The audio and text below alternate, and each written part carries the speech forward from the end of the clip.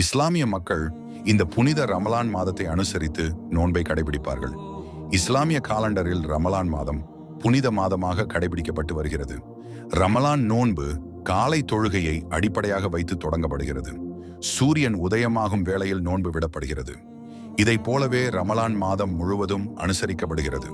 நோன்பானது பக்குவத்தையும் ஒழுக்கத்தையும் கற்று தருவதோடு பசி மற்றும் உணவு இழந்து வாழும் மக்களின் உணர்வுகளை நினைவு கூறவும் அவர்களுக்கு சேவை செய்யவும் உதவுகிறது மற்றும் உடல் அளவில் பல நன்மைகளை தருகிறது.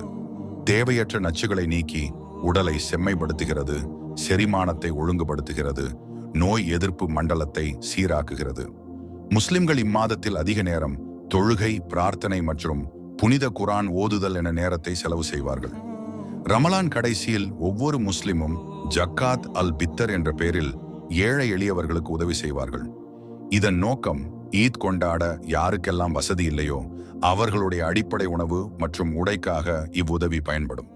ரமலான் நோன்பு முடித்த பிறகு முஸ்லிம்கள் புதிய ஆடை, உணவு, இனிப்புகள் என குடும்பத்தோடும் நண்பர்களோடும் சிறப்பு பெருநாள் தொழுகையில் கலந்து கொண்டு ஈட் அல் பித்தர் என்ற ரமலான் பண்டிகையை கொண்டாடுவார்கள்.